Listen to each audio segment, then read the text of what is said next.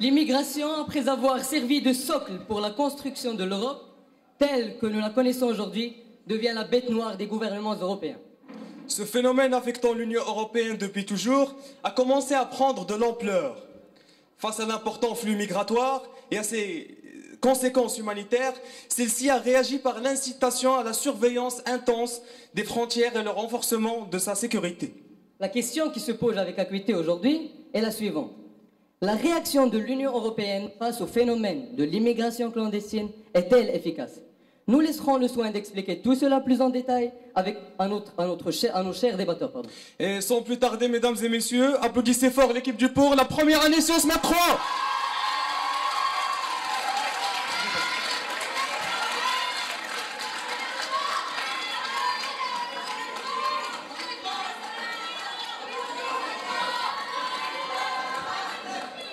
Et bien sûr, que serait un débat sans une équipe de contre? Mesdames et messieurs, accueillez chaleureusement la deuxième année A.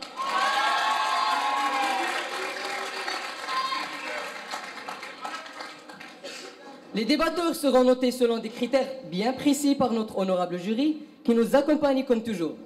Et qui se compose de Monsieur Ehdo, Madame Laraqi et Monsieur Neza. Et comme à chaque débat, je me vois dans l'obligation de vous rappeler ces règles. Les interventions se font respectivement à tour de rôle et doivent durer 1 minute au minimum. 2 interventions successives de la même équipe ne doivent pas avoir lieu. Les interventions doivent être faites de manière correcte, évitant toute vulgarité, sarcasme déplacé ou autre forme d'irrespect. Il faut respecter le temps réparti pour chaque équipe, 20 minutes. En cas de rapprochement au niveau des équipes, le jury peut accorder 2 minutes supplémentaires sous forme de face-à-face entre 2 élèves des 2 classes. Ils auront alors à nous convaincre une dernière fois. L'audience est tenue de respecter les débatteurs. Pour ce faire, il faut respecter les règles ci-après. Premièrement, maintenir le silence, le calme et le respect de la salle. Ne pas applaudir qu'à la fin de chaque intervention de manière courtoise et en évitant les sifflements, les hurlements et toute autre forme d'irrespect. Interdiction de quitter la salle avant la délibération du jury. Ne pas monter sur scène à la fin du débat. Interdiction d'utiliser les téléphones portables. Alors, j'appelle monsieur le directeur pour tirer au sort l'équipe qui va commencer.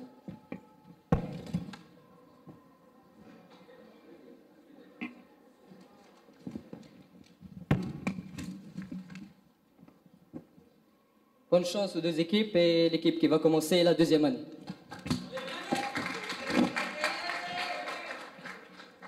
Mesdames et messieurs, honorable jury, monsieur le directeur, bonsoir.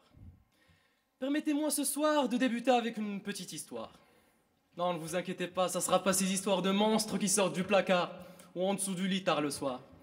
Cette fois, c'est plutôt l'histoire d'un monstre à la mâchoire imposante et aux dents affûtées comme des lames de rasoir. C'est l'histoire du monstre qui dévore et se rassasie des gens sortant du continent noir. Oui, vous l'auriez sûrement compris, le monstre en question est bel et bien la mort. Cette même mort qui traque et fauche ces personnes désespérées, ne cherchant qu'à fuir les problèmes dans leur pays d'origine et trouver une vie meilleure. Ce monstre, c'est aussi le supplice de la noyade auquel il suffoque. Et c'est l'océan qui attend, gueule béante, que la chance fasse encore une fois faux bond à ces misérables. Alors, face à cet ogre insatiable, l'Union européenne a cherché la solution, car elle ne pouvait tout de même pas rester indifférente alors qu'il s'agit de vie humaine. Mais d'un autre côté, elle ne pouvait tolérer l'intolérable et accepter ce flux interminable d'étrangers dont elle ignore l'identité, l'origine et les intentions. Et du coup, risquer la stabilité sociale, économique et politique de l'Europe. Mais heureusement, 10 mesures exceptionnelles ont vu le jour, permettant ainsi de régler le problème de manière objective, réaliste et surtout efficace. Mesdames et messieurs, nous allons aujourd'hui débattre d'un sujet des plus importants. Un sujet qui met en cause l'efficacité des réactions de l'Union européenne. Des réactions qui, je vous le rappelle, ont pour but principal de sauver des vies. Et dont l'efficacité est bien évidemment indéniable. D'ailleurs, même le secrétaire général de l'Organisation des Nations Unies, M. Ban Ki-moon, affirme, je cite, « Elles sont un premier pas important vers une action collective européenne. Et c'est l'unique approche qui peut fonctionner pour un problème de cette nature, aussi large et transnational. » Fin de citation. Alors, chère audience, tout au long de ce débat, nous allons vous prouver l'efficacité de ces mesures face à ce phénomène particulier qui ne peut qu'alléger les souffrances de ces gens, sauver des vies et réinstaller une sécurité dans les pays en question. Et quant à nos camarades, face à la rationalité de notre argumentaire et la réalité de notre analyse, nous pourrons que pratiquer leur activité favorite, celle de la critique et de la rhétorique. Merci.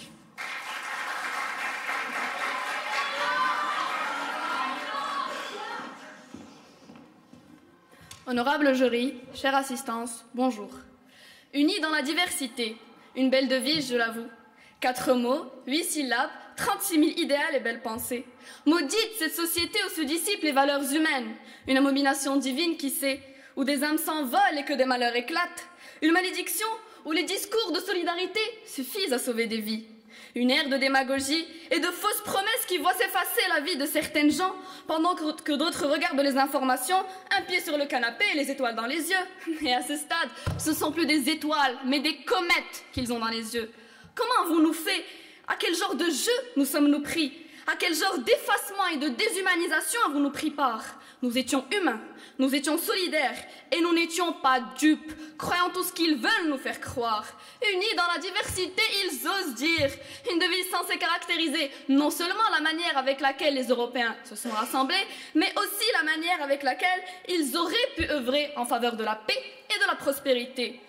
La mort, vous osez parler de la mort. Comment daignez-vous défendre votre position et parler de la mort? Est-ce que vous vous armez d'une tendance diabolique ou bien vous faites comment pour voir toute cette rouillerie et cette fourberie que fait l'Union européenne et la défendre par-dessus le marché? Quel cœur avez-vous? Vous jouez, peut-être que vous êtes pris à cette tartufferie, que vous aussi vous commencez à jouer à la politique. La politique, chère audience, ce jeu mesquin et dévastateur à travers lequel on se joue de la vie des gens et grâce auquel l'Union européenne a gravi les échelons, engouffrant avec elle nombreux gens dans son naufrage moral où se ternissent leur éthique et leurs valeurs de jour en jour. Oui, très chère assistance, l'Union européenne a réagi face aux différents stades de l'immigration clandestine de jour en jour et d'année en année. Et voyez-vous, cette coalition impérialiste a prétendu aider les immigrants au fil du temps, mais elle n'a fait qu'aggraver leur situation en les dénigrant, les marginalisant et des fois même en les exploitant. De ce fait, l'immigration clandestine connut alors une montée vertigineuse au fil du siècle passé. Nous voilà aujourd'hui en 2015. Les morts, les malheurs et la folie des grandeurs de certains ont fait de la mer Méditerranéenne un cimetière et une hécatombe pour nos confrères. Alors croyez-moi, les drames qui ont lieu cette année ne sont que points parmi un long parchemin. N'abdiquons pas cette fois-ci. Ouvrons les yeux sur le jeu politique et social de l'Union européenne. Parce que cette fois-ci, elle veut redorer son blason et ce n'est pas la première fois. Elle l'a déjà fait. Pas une, pas deux, mais des millions et des milliards de fois. Et ce, sur le dos de milliers et de milliards de clandestins. Alors n'essayons certainement pas de nous faire croire que cette fois-ci, derrière toutes leurs belles paroles et leurs grands gestes, que leur réaction était favorable au pays des immigrants et non pas au leur. Parce que, excusez-moi du terme, à les entendre parler, on les croirait dire, pleurer, vous pisserez moins peut-être. Et, ah oui, merci pour le petit discours poétique que vous nous avez fait, mais il ne suffit pas, je suis désolée.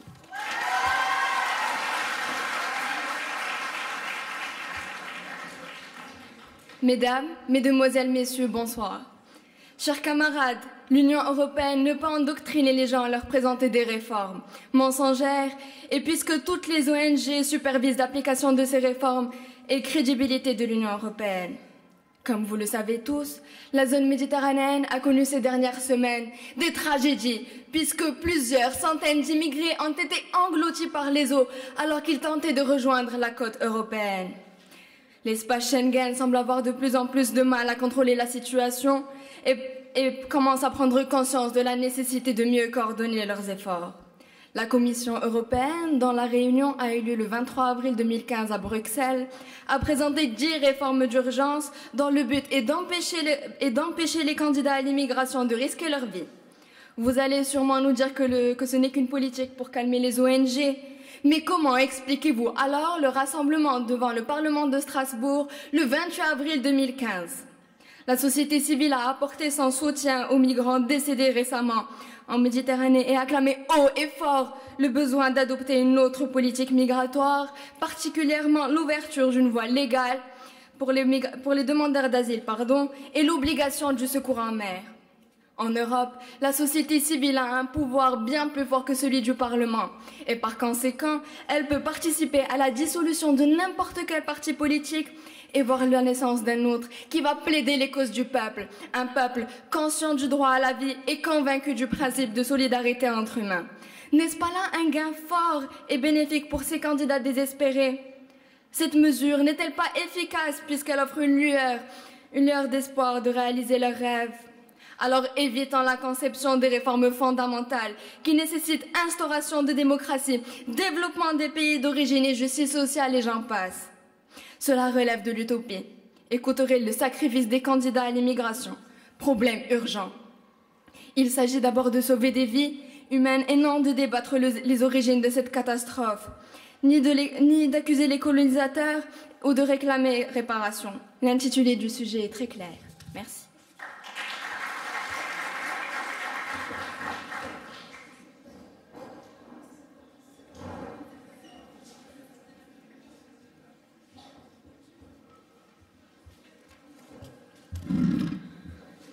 Honorable jury, bonjour. Chers camarades, vous avez dit que c'est une nouvelle politique. Je ne sais pas de quoi vous parlez. Et puis, la réaction dont vous avez parlé n'est pas efficace. Je vais vous dire pourquoi. Face au drame horrible qu'a connu la Méditerranée en avril dernier, l'Union européenne a exactement pensé à adopter de nouvelles méthodes et politiques superficielles, s'il m'est possible de dire, et ce, afin à venir à bout de l'immigration clandestine. Alors, premièrement, sous le nom honteux de guerre contre les passeurs, l'Union européenne a promis de lutter contre les trafiquants. Et ce, en pensant pouvoir démanteler le réseau. Guerre qui n'est pas véritablement une guerre, à vrai dire, puisque le mot guerre désigne une lutte armée entre deux États équitables, et celle-ci ne l'est pas. Deuxièmement, il a été déclaré que l'une des opérations à effectuer est de capturer et de détruire les embarcations.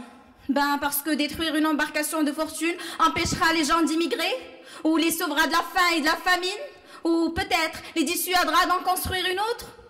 Quelle hypocrisie! Mais suivons votre déraison et restons sur cette réaction. Que seront les pays africains dans 100 ans? Des cimetières, je présume? Un ramassis de cadavres? Mais, par contre, jetons l'œil sur l'Europe. Pensez-vous que celle-ci sera épargnée? Pensez-vous que c'est une forteresse où aucun poisson rouge ne sera touché?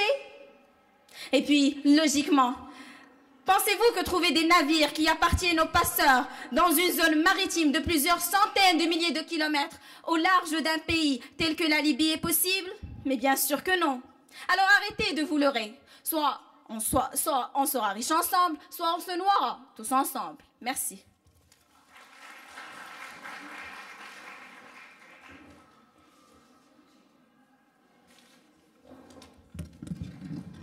Chers camarades, je tiens à vous rappeler que l'objectif de l'Union européenne n'a jamais été de créer une guerre, mais de sauver des vies en premier lieu à travers ces mesures.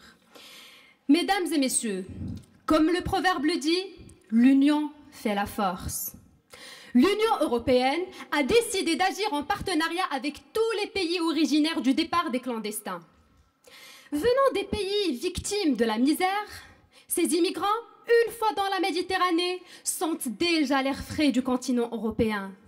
Symbole de la liberté, de la justice sociale et de la dignité humaine. Il n'est donc pas étonnant de savoir qu'il existe 270 000 passages clandestins qui mènent droit vers l'Europe. Mais mettons-nous dans la peau du renard. Qui peut connaître un pays mieux que ses autochtones? Personne. Le Maroc, par exemple, a pu gagner la bataille d'Anouel contre les Espagnols dans le Rif grâce à sa profonde connaissance de son territoire.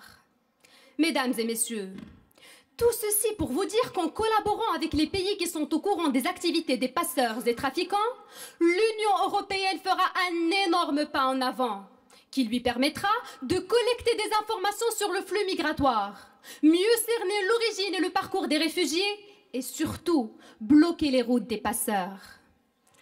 Mesdames et messieurs, bien évidemment, ce sont des officiers de liaison qui seront envoyés dans les pays tiers pour jouer au Sherlock Holmes, comme le dicte la 10e et dernière réforme. Et si cette mesure vous paraît irréalisable, permettez-moi de vous informer que le Maroc, par exemple, arrive à déceler des cellules terroristes. Et donc les trafiquants et ce genre de mission ne lui posera aucun problème. D'autant plus qu'il sera aidé sur le terrain par des collaborateurs européens. Cette solidarité euro-africaine ne peut être efficace pour la lutte contre l'immigration clandestine et les trafiquants. Merci.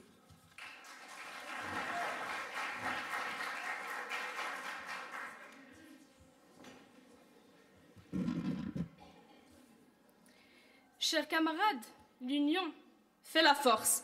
Mais je rêve, quelle union? Une union confinée? La peau du renard. Mais vous êtes déjà dans la peau du renard. Passons. Mais je me demandais si elle ne peut pas vraiment reposer sur le seul intérêt des parties à réduire l'immigration.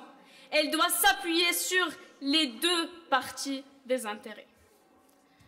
Et dans cette solidarité que vous prétendez que l'Union européenne est, je vous dis, quand l'Union européenne est intervenue en Libye, qu'a-t-elle réussi à faire? Persécution, oppression, corruption, frustration et famine, violence, viol, violation, et je ne sais pas quoi d'autre. Et voilà qu'aujourd'hui viennent s'ajouter guerre civile, attentats terroristes, et puis un État qui se dit, je ne sais pas, islamiste débile. Ce sont des répercussions qui ont surgi lors d'un printemps, ou bien d'un automne arabe appelé printemps. Et à cause de cette intervention, lorsque l'Union européenne, mesdames et messieurs, est intervenue en Irak, un pays, mais vraiment un pays où la démocratie s'est perdue à jamais, un pays où la liberté s'est émancipée, où la moindre considération humaine s'est cloîtrée. Qu'a-t-elle fait? Quand l'Union européenne est intervenue en Syrie, qu'a-t-elle fait? La situation de martyr, mesdames et messieurs, qui a envahi ces pays, les circonstances pénibles dont vivent ces êtres africains, parce qu'ils sont africains, ces choses-là vraiment traduisent l'inefficacité de la réaction européenne.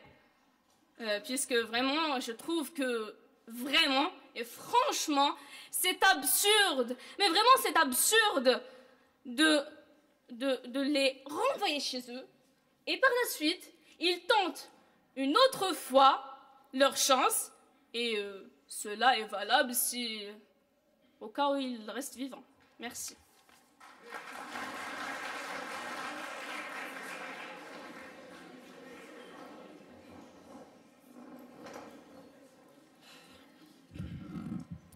Oui, chers camarades, vous avez peut-être raison. On peut exiger de l'Occident un changement radical de la situation politique, économique et sociale des pays tiers.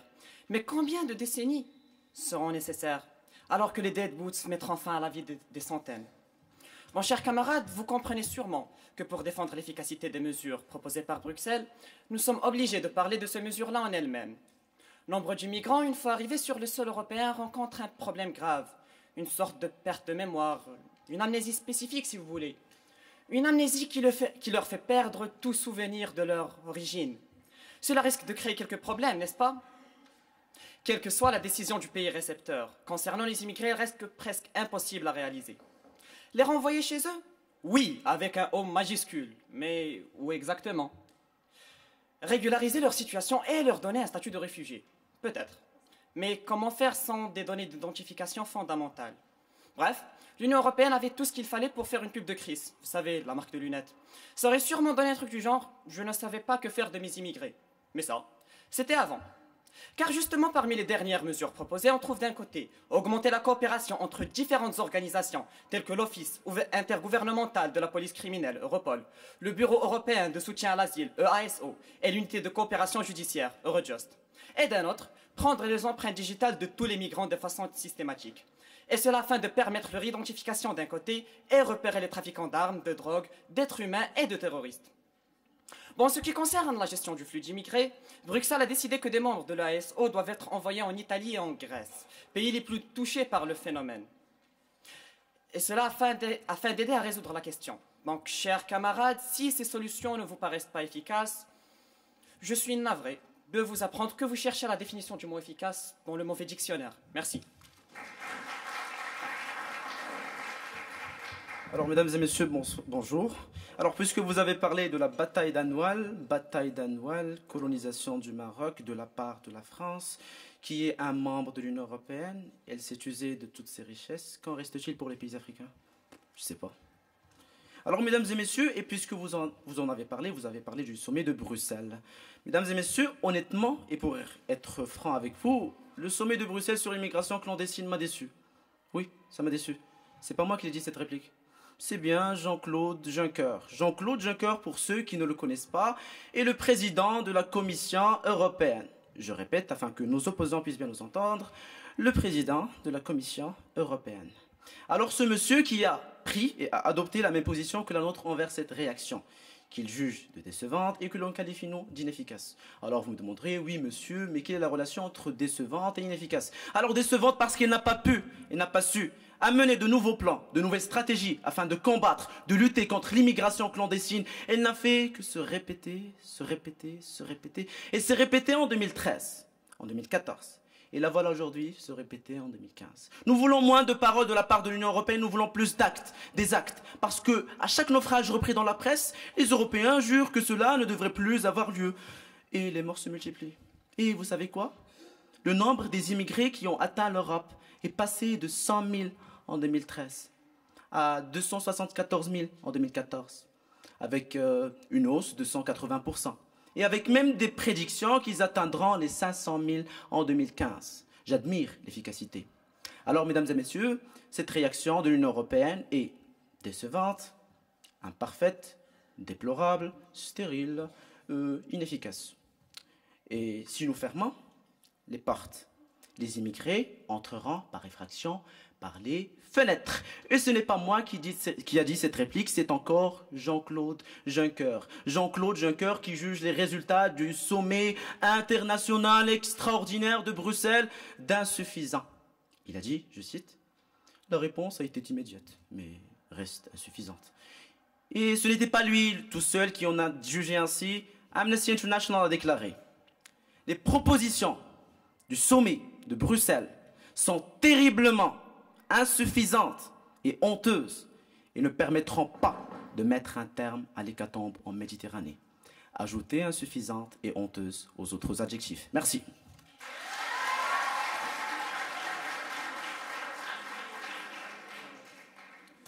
Bon, déjà, monsieur, le régional approche et apparemment, vous n'avez pas appris vos leçons. La bataille d'Anoual, c'était contre l'Espagne, pas la France. Chers camarades, je pense que le problème vient du fait que vous n'êtes prêts à accepter que les solutions qui pourraient régler le problème de l'immigration en 100%, et que pour vous, toute autre proposition ne vaut même pas la peine d'être discutée. Mais le fait est que pendant vos quêtes de chimères, des milliers de vies seront perdues. Alors s'il vous plaît, soyez un peu réalistes, car l'histoire nous a déjà prouvé qu'il n'existe pas de solution parfaite, radicale, miracle ou bien efficace à 100%. Déjà, un problème comme celui du phénomène de l'immigration ne peut être réglé du jour au lendemain. Il nécessite du temps. Il doit être réglé peu à peu. Et donc, les réactions et les décisions de l'Union européenne restent les solutions les plus efficaces pour gérer cette crise. Bon, il est facile pour certaines personnes de dire qu'il faut régler le problème à sa source. Et par exemple, éradiquer le chômage et la pauvreté dans les pays d'origine de ces immigrants. Non, vraiment, à les entendre parler, on dirait que les pays occidentaux ne souffrent pas de chômage et de pauvreté. Si l'Union européenne avait la solution pour régler ces problèmes, elle en aurait profité elle-même en premier lieu. Alors, comme je le disais, les mesures entreprises par l'Union européenne restent les solutions les plus efficaces pour le moment. Et prenons comme exemple la première et deuxième mesure, celle qui vise à détruire les embarcations des passeurs et renforcer le sauvetage. Déjà, grâce à ces deux mesures, 2 parmi 10, des milliers de vies pourront être sauvées. Alors, s'il vous plaît, la prochaine fois que vous affirmerez que les réactions de l'Union européenne sont inefficaces, pensez à ces hommes, femmes et enfants dont les vies seront sauvées. Mais si la mort de ces innocents vous laisse indifférent, alors je pense, je sais pas, mais je pense que il n'y a plus rien à espérer de la race humaine. Merci.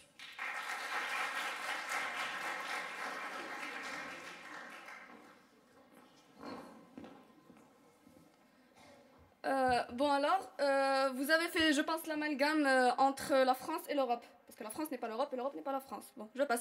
Et en plus, depuis tout à l'heure, vous n'arrêtez pas de déblatérer les 10 points qu'ils ont dit qu'ils allaient effectuer, mais vous ne nous avez pas montré en quoi elles étaient efficaces. Oui, on a compris, il y a 10 points, et elles pourraient être efficaces, mais elles ne le sont pas jusqu'ici. Bon, depuis l'an 2000 environ, le phénomène de l'immigration clandestine est en hausse perpétuelle, comme vous le savez. Donc les morts, les naufragés, les disparus émergent de plus en plus. Les répercussions de l'immigration se multiplient de jour en jour et la niaiserie du peuple se dessine d'année en année.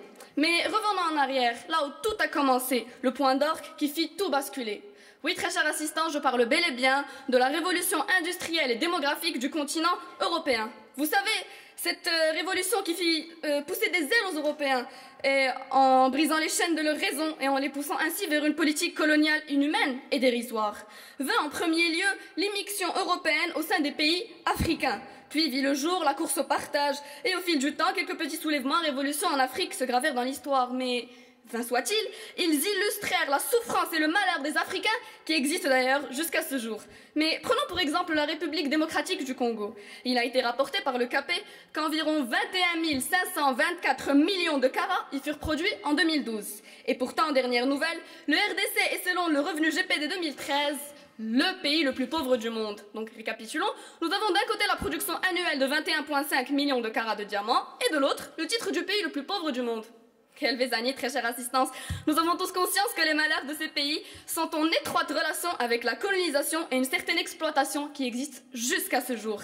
Alors, toute cette fausse ambition qu'arbore l'Union européenne n'est que camouflage sur la scène politique mondiale. D'ailleurs, pourquoi l'Union européenne ne réagit-elle pas avant qu'un drame ait lieu? Pourquoi a-t-elle besoin de voir des gens souffrir et périr pour enfin bouger le petit doigt et de ce fait présenter des solutions vides et sans retombées ciblées et positives? Allez, jouez-les niais, jouez-les encore, comme si vous ne saviez pas pourquoi. Et j'ai oublié, vous nous avez demandé où les envoyer. À vous de nous dire, puisque vous les avez rejetés et vous avez totalement exploité toutes les ressources humaines et économiques.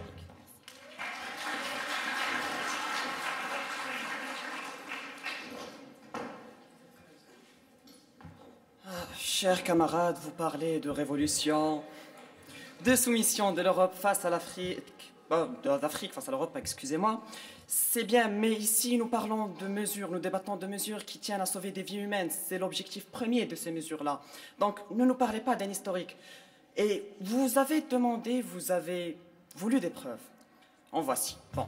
Alors, laissez-nous vous informer que notre position, celle de l'efficacité des mesures prises, est basée sur un historique consistant. Je cite l'opération de sauvetage italienne Mare Nostrum, qui a pu sauver d'innombrables vies humaines et qui a été un pilier fondamental pour la fondation de Triton et Poséidon, des opérations de contrôle et de sauvetage qui ont pris la relève. D'un autre côté, n'importe quelle personne suivant les actualités comprendra que les mesures prises donnent déjà leurs fruits. Car figurez-vous que le samedi 2 mai, 217 naufragés ont été sauvés près des côtes libyennes par un patrouilleur de haute mer, envoyé pour renforcer le dispositif de surveillance de Triton. Le jour d'avant, ils avaient secouru 220 migrants originaires d'Afrique subsaharienne qui se trouvaient à bord de 2 embarcations en difficulté dans les eaux libyennes et qui ont débarqué samedi matin sur l'île de Lampedusa. Rien que ce matin, 2 navires allemands ont pu sauver 400 candidats au large de la Libye. Par ailleurs, les responsables libyens de Tripoli se sont impliqués dans l'opération en arrêtant 63 Égyptiens candidats à l'immigration clandestine. Si ces résultats ne démontrent pas que ces mesures sont efficaces, je me demande ce qui le démontrera. En réponse à votre question, celle où envoyer ces immigrés, si vous avez un peu suivi mon argument, vous aurez compris qu'en prenant les empreintes digitales de ces immigrés, ils sauraient très bien d'où ils viennent et où les renvoyer tout simplement. Merci.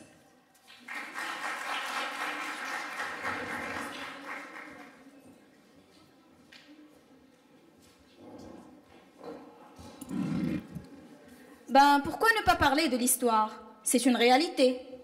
Chers camarades, le lundi 20 avril, quand nous étions en train d'étudier calmement et le plus normalement possible dans nos classes, le bilan officiel d'un bateau naufragé en Méditerranée était de 28 survivants. Et le temps passe et ça noie dans la mélasse. Ces survivants en fait état de présence de 7 à 800 personnes à bord de ce bateau, dont une cinquantaine d'enfants et quelques 300 femmes. Très hypocritement, les gouvernements ont pleuré des larmes de crocodile et dans un joli mouvement de démagogie et un si joli cinéma, l'Union européenne a promis de tout mettre en œuvre. Permettez-moi, chers camarades, de vous dire que dans le langage diplomatique, ceci veut dire que personne ne fera rien, ou du moins fera semblant de faire quelque chose. Mesdames et messieurs, je vais vous rappeler l'attentat de Charlie Hebdo. 11 morts, et ce fut les deuils et la souffrance, les larmes et la tristesse, juste parce que c'est des blancs, et tout le monde ose être Charlie. Tandis que plus de 1700 personnes ont péri en Méditerranée depuis le début de cette année, soit 30 fois plus la même période en 2014. Comme a indiqué à Genève l'Organisation internationale des migrants, OIM. Si c'était blanc, j'imaginerais que toute la planète aurait tremblé.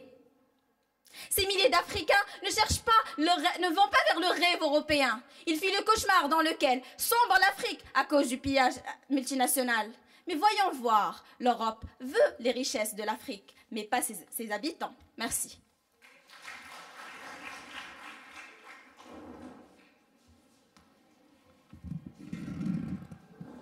L'historique est une réalité, oui, mais malheureusement hors sujet dans notre sujet.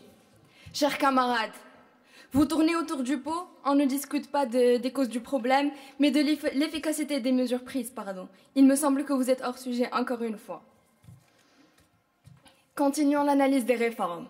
Je réserve mon attention sur une proposition qui touche la coopération entre les États et qui est l'examen pour une répartition plus équitable des réfugiés entre les États membres de l'Union européenne, et 2 propositions qui touchent le travail avec le HCR, le Haut Commissariat des réfugiés, et qui sont un programme de réinstallation dans les pays de l'Union européenne de personnes ayant obtenu le statut de réfugiés, ainsi que le programme des renvois rapides pour les candidats non autorisés à rester. La première réforme touche au fond et à la définition même de l'Union européenne, puisqu'elle met en avant la nécessité de coopération entre les pays membres. À l'heure actuelle, on peut constater que la répartition des migrants entre les pays de l'Union européenne est presque pénalisante, puisque 70% des immigrés, ou plutôt des réfugiés, se concentrent dans seulement 3 des 28 pays membres. Une meilleure répartition réduira la pression sur ces pays et établira une certaine harmonie. Ce qui nous ramène à la deuxième réforme, puisque cette répartition contrôlée et soutenue par un programme de réinstallation et d'insertion permettra une gestion plus sûre de ces réfugiés dans chacun des pays ainsi qu'une meilleure lisibilité pour le HCR. Cette démarche désengorgera les centres d'asile puisqu'elle évitera la concentration des migrants dans ces centres et par la même occasion facilitera les décisions et les renvois rapides des candidats non autorisés à rester. Merci.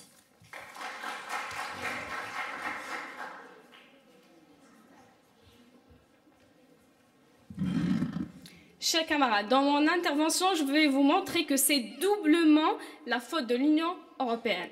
Bon, en reversant Kadhafi, l'Union européenne et les États-Unis ont remis en place les quelques mafias qui se faisaient tellement d'argent, mais tellement d'argent sur le trafic des êtres humains en Méditerranée, et surtout des Africains.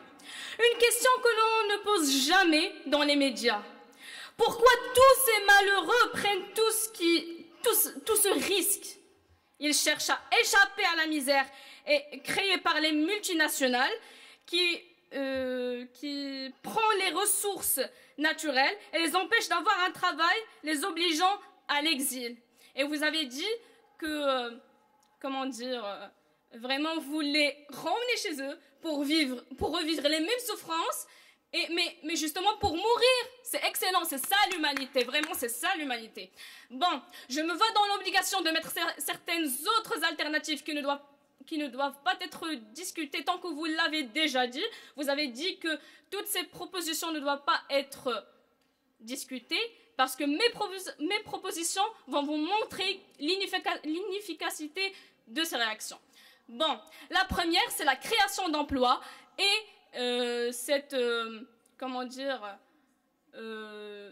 l'amélioration du niveau de vie dans les pays d'origine. Et comme le soutient M. Somavia, ancien directeur général de l'Organisation internationale du travail, le temps des solutions toutes faites et d'analyse est révolu.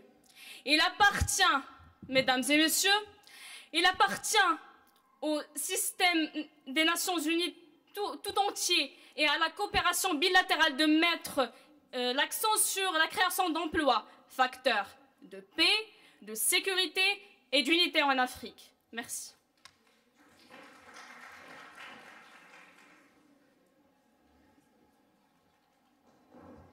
Alors, chers camarades, nous sommes là en train de parler de l'efficacité des réactions de l'Union européenne, non des principes moraux à la politique qui poussent l'Union à réagir. Peu importe pourquoi ils le font et quels seront leurs profits, mais du moment que des vies humaines seront sauvées, alors ces mesures-là sont efficaces. Bien sûr, critiquer est très simple. Donner des mesures fonctionnelles, et je répète, et j'insiste sur le mot fonctionnel, est beaucoup plus difficile. Créer des postes d'emploi, mais oui, c'est clair. Nous avons l'Union européenne qui souffre, nous avons des résidents de l'Union européenne, des Français, des Européens qui souffrent de chômage. Et vous voulez créer des postes d'emploi tels qu'une utopie incroyable dans ce monde. Je suis désolé, mais soyez un peu plus réaliste. Bon, d'un autre temps un peu plus gai, c'est l'heure des mathématiques. Je voudrais vous parler d'une certaine leçon de mathématiques, une leçon qui a tellement énervé et dérangé. Une leçon qui a duré 3 longs mois d'explication. Je nomme Logica Mathematicae, ou plus communément connu sous le nom de logique mathématique. Bon, enfin, avec cette utilisation subtile du latin, vous dormirez un peu plus instruit ce soir. Je disais qu'une partie de cette leçon stipule qu'afin de démontrer que quelque chose de présumé comme absolument logique est en réalité illogique, il faudrait tout simplement démontrer ne serait-ce qu'une toute petite faille dans cette logique.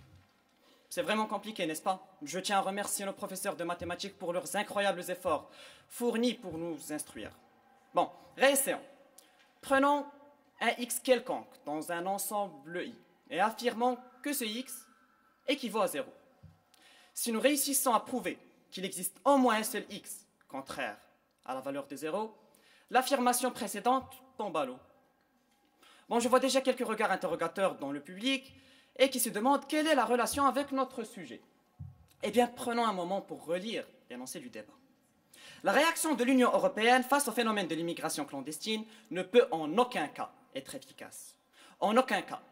Logiquement, l'objectif de nos camarades ci présents est de prouver par tous les moyens,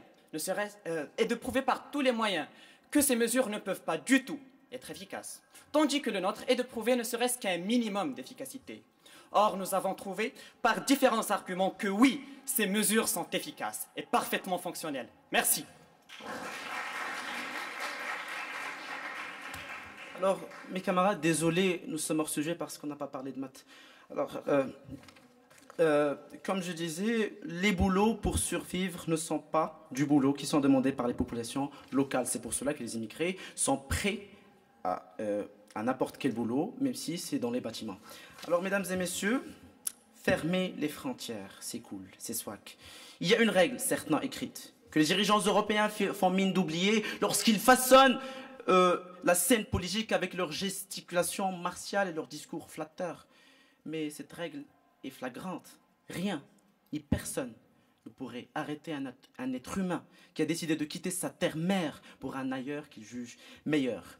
Il serait peut-être bon de rappeler à ces Européens qu'il y a quelques siècles, c'était eux qui fuyaient leur pays pour aller s'installer en Amérique, en Afrique australe. Ils fuyaient leur pays de guerre, de famine. Ils fuyaient leur pays des crises économiques et de l'intolérance religieuse, exactement comme la plupart des immigrés clandestins dans lesquels nous parlons aujourd'hui. Ils fuient leur pays délabré. Et qui est à l'origine de cet état maudit dans des pays africains? Moi, c'est l'Union européenne. Qui est-ce qui est intervenu dans l'Union européenne à la Libye? C'était bien Sarkozy. Et la Libye est aujourd'hui un immense passoire des immigrés. Merci.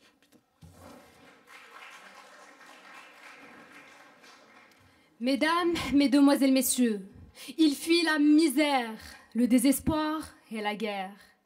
Ils rêvent d'un monde meilleur, de paix et de bonheur. Ils gravissent les montagnes, franchissent les déserts, traversent les mers. Prêts à mourir, ils enjambent l'enfer. Oui, mesdames et messieurs, vous avez certainement en tête les images terribles des derniers naufrages de la Méditerranée. Cette mer, pépère et sereine, se transforma soudainement en route maudite, en un champ de bataille. 800 morts en un jour. Les chiffres font froid au dos, tout cela pour atteindre l'Eldorado. L'Europe, gardienne des eaux, décida enfin de stopper l'hémorragie et de prendre le taureau par les cornes. Elle proposa alors 10 mesures d'urgence pour lutter contre le trafic des êtres humains. Ces nouveaux négriers, sans foi ni loi, qui ne reculent devant rien pour s'enrichir aux dépens de la misère humaine. Mais malheureusement, mes amis jugent que ces mesures d'urgence, et j'appuie sur le mot urgence, ne sont en aucun cas efficaces. Mais mesdames et messieurs, nous sommes devant une course contre la montre. Et donc le renforcement des opérations de contrôle et de sauvetage, la destruction des embarcations de la mort, la lutte contre les passeurs dans leur pays, et cela en collaboration avec les autorités locales bien sûr, feront diminuer le nombre de morts. S'ajoute à cela l'identification des immigrés qui empêchera les trafiquants de drogue, d'armes, d'êtres humains, ainsi que les terroristes de franchir le sol européen. Mesdames et messieurs, l'hécatombe ne fait qu'accroître, il est donc urgent d'agir. Si vous, chers camarades, persistez à confirmer que ces mesures sont inefficaces et que nos arguments qui sont plus que pertinents ne vous ont pas convaincus, qu'avez-vous présenté comme alternative efficace, appropriée à la situation de l'urgence et à la gravité du problème? Désolés, chers camarades, mais vos interventions nous semblent dénuées de réalisme et surtout imprégnées d'idéalisme. Merci. Peut-être que madame n'a pas entendu, mademoiselle, pardon. Peut-être que mademoiselle n'a pas entendu ma chère camarade et elle a donné des alternatives. Ouais. Mesdames et messieurs, s'il vous plaît, mesdames et messieurs, détrempez-vous. Avec ou sans passeurs, les migrants continueront à braver la Méditerranée, la tête haute et avec toute dignité. C'est ce que l'on appelle l'instinct de survie. N'avez-vous donc jamais vu une personne sauter d'un immeuble de 5 étages, pris en feu, croyant sauver leur vie? C'est comme cela, les immigrés. Ces immigrés sont à jamais conscients des dangers qu'ils sont en train d'affronter lorsqu'ils payent des embarcations de fortune. Oui, ils sont conscients de ces dangers. Et le dicton ne dit-il pas qui ne tente rien n'a rien? Les Européens sont en train de jouer avec les Africains comme des échecs. Mais on ne veut pas abandonner. À chaque naufrage de grande ampleur, lorsque plusieurs centaines de migrants meurent, on parle de crimes contre l'humanité. Les plus véhéments osent même le terme de génocide. Ah bon, on écrit des articles de journaux, des romans, on tourne des reportages. On se retrouve dans nos palaces somptueux à Bruxelles et puis on décide de ne rien décider. Échec aux Européens. Le problème est ailleurs, il n'est pas aux passeurs. Allez chercher le pyromane politique qui soutient ou cautionne tacitement ou ouvertement les régimes les plus douteux et les plus barbares. Cherchez le pyromane social qui corrompt avec toute impunité parce que son action est illégale. Cherchez le pyromane écologique qui présume sauver les places de travail, mais pas en Afrique, en Occident. Lorsque nous aurons trouvé le pyromane, alors nous pourrons réduire cette tragédie. Échec et mat.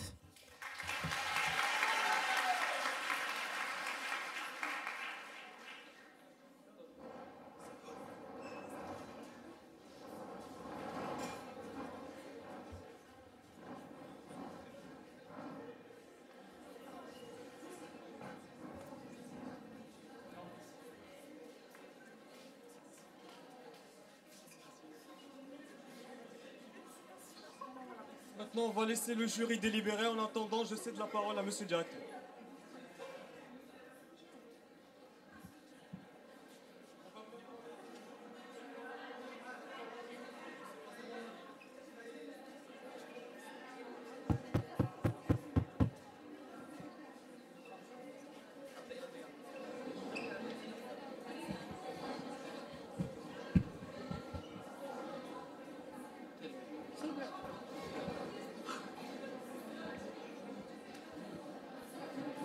droit d'intervenir 2 fois de suite. Alors où est-ce qu'il y a là? Il y a une ouverture à la fois même. C'est pas ce que j'ai fait. Mais je vous comprends là, c'est quelque chose qu'on peut rajouter effectivement, mais ça n'a jamais été clair.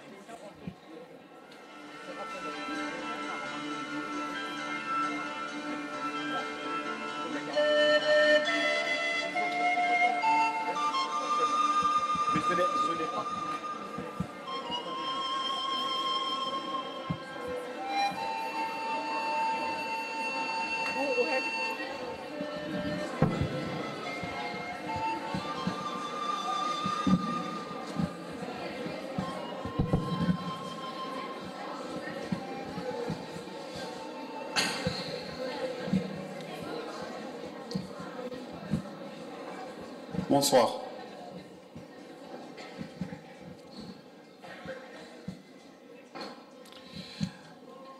Honnêtement, je ne vois pas ce que je pourrais rajouter face à une telle prestation. Je tiens tout simplement à féliciter vos camarades qui ont fait preuve. Enfin, bravo. Enfin, ça ne vous échappe pas le fait que plus on s'approche de la fin de l'année, plus ça devient difficile, forcément, avec bien évidemment l'ensemble des contrôles qui s'amassent, et le fait de se rapprocher des examens de fin d'année, et le fait que aussi la durée de préparation se voit raccourcie vers la fin de la compétition. Il se trouve qu'effectivement les débatteurs d'aujourd'hui ont eu une durée un peu plus longue, mais ils ont dû préparer aussi pendant la durée où ils ont dû préparer aussi pour leurs examens, ce qui n'est pas évident.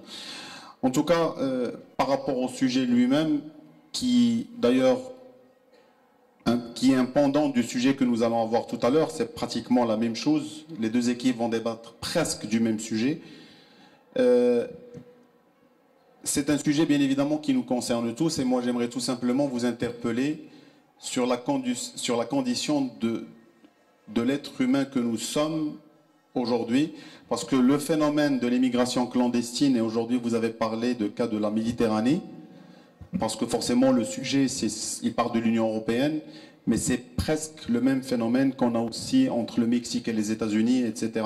Donc les mouvements de population qui se font un petit peu partout dans le monde doivent nous interpeller, et à tous les niveaux. Parce qu'il s'agit effectivement de la dignité humaine, et si on peut la défendre d'une manière ou d'une autre, il ne faut pas hésiter. Encore une fois, bravo pour votre prestation, je vous en félicite.